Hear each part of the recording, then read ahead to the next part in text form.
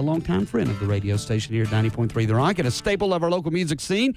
One of the best voices we've got here in Knoxville, and a guy who's pretty darn excited about this new project he's got going. Basically, I guess you could call it a solo project. Angel Zuniga Martinez, welcome back to WUTK, sir. Thank you for having me. Well, it's always a good thing to have you in studio, always a good time. And it's always good music when you come in, and we always look forward to that, look forward to playing it.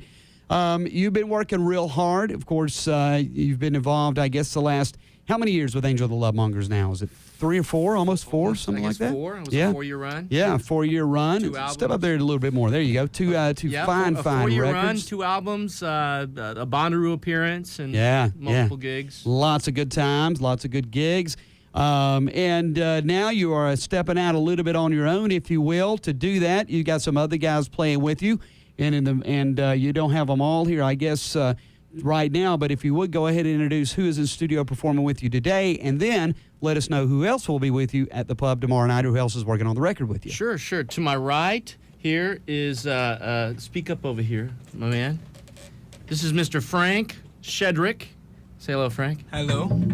And I met Frank through another musician, and then Frank introduced me to the gentleman to my left, Mr. Jason Carnes. Hello.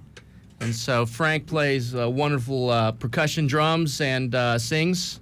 And the jug. And the jug. And the jug. And then Jason plays hot lead guitar and sings. Very, very cool. But before we go any further, we've heard a song from the CD, kind of a rough mix, I guess you would call that. Yep. And that was the song "Searching for a No." Before we go any further, can we get you guys to strap up and do one live in here? Yeah, I'd love to. What you gonna do for us, man? We're gonna do "Definitely Love," which is I guess the power ballad, possibly off the album. Very cool. Angel Zuniga Martinez live in studio on 90.3 The Rock and UTTV, The Rock Unplugged. Let her go, boys.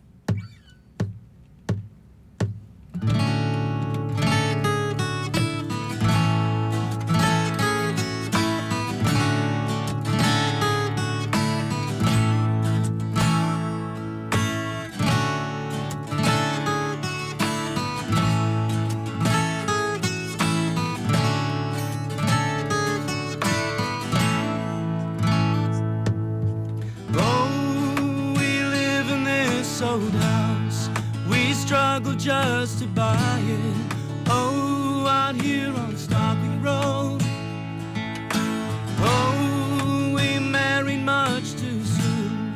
Soon after all the flowers, like a candle, we began to melt. But now the troubles move on past us as I drive us far away. The distance doesn't matter, just the thought. We're all alone and nothing can disturb us, just the stars that lead us on to tell us that it's definitely love. It's definitely love. We started definitely love. Now let's have a party. Definitely, definitely love. That leads us on. Definitely, definitely love. That leads us on. It's definitely love.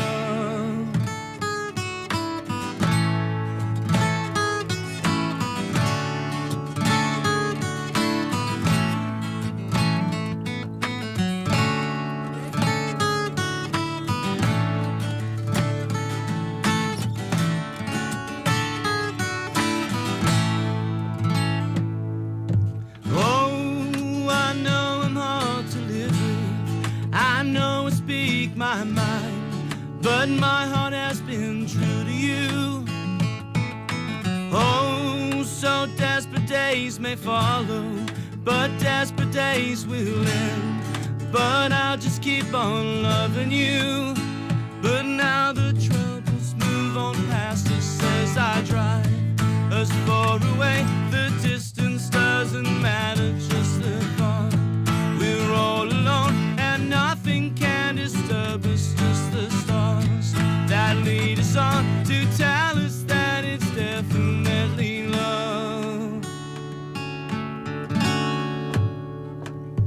It's definitely love.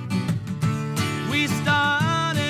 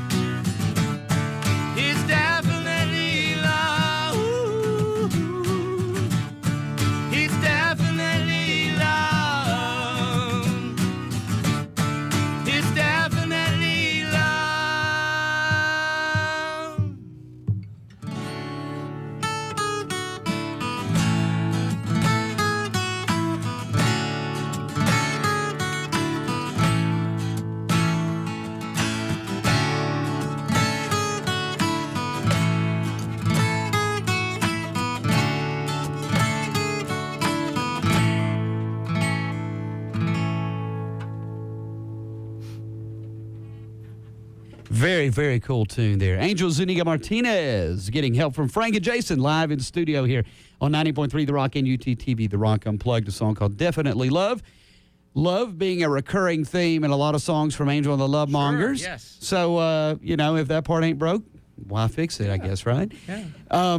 Again, you spent almost 4 years, or about 4 years with Angel and the Love Mongers. And so I guess, do you call this a solo project? I mean, it's basically because you're getting a lot of help from a lot of other talented musicians, but a lot of these songs, I'm sure, probably weren't just popped up stuff you've written over the years, maybe that maybe the Love Mongers didn't, you as the Love Mongers didn't do. I mean, tell me, how did this all come about, I guess you could say? I guess Eric Nowinski and I formed Angel and Love Mongers, Yeah. and branded it together and had a bunch of support musicians. And so it just, I guess, call it artistic difference. I was the main songwriter of Angel and Love Mongers on those two albums, and I just wanted to have just the freedom to do soul or R&B or blues or just something that didn't fall within the vein of British power pop rock, which is what Angel Love Mongers was trying to you did it, and you did niche. it well. That's definitely sure. But you can't, as some people say, sometimes you feel like you can get in a little bit of a rut, and you want to express yourself in a few other ways. Yeah. Your songwriting even goes in a few other directions. You find musicians who can complement that whole thing. Is that kind of how this is falling together? That's it. It just musicians that I can breathe a little bit more with, I guess, is the best way to explain it. Absolutely. And I wanted to be able to be a little bit more personal with the songs at times. Sure. And within the Angel Love Mongers format, you try to make the songs universal. Right. But I guess now I want to be a little bit. I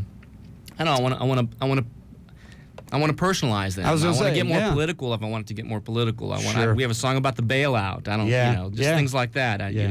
Very cool. So that way, good or bad, it's going to fall on me. A little more artistic freedom, and nothing wrong with that. Nothing bad about that, especially when you do it well, like you're doing. Yeah. Again, Angel Zuniga Martinez in studio and on UTTV, The Rock Unplugged here. Going to be performing at Preservation Pub tomorrow night, giving a lot of these brand new songs a run through. Is this the first time on stage for a lot of them? This is a sneak peek of how the songs are going to come out live off the album. Yeah. And so we're still trying to tailor the sound. We're in the overdub stage of it. Right. And we've been trying to find the right producer and mixer to lend an ear in terms of the direction, what I hear in my head and my heart. Yeah. And so that's so important. They're like an extension of the band, or even part of the band. Exactly. Yeah. And so I've been trying to reach out to just that right mixer producer, and I think I found the guy. So who that be? Can you tell us? Joe McGrath. Huh. Okay. Joe McGrath. He's known. He's most known for his mentor was Jerry Finn, that passed away not too long ago after doing this last Morrissey album. Yeah. Yeah. And but what I like about Joe is he's been a master engineer and mixer for a lot of great albums. He came up kind of on the blues side. He did a bunch of blues albums and supported that. And then he had the opportunity to to mix and master engineer like Dookie's Green Day. Oh, wow, yeah. And he's just, I think, finishing up the AFI album. Oh, yeah.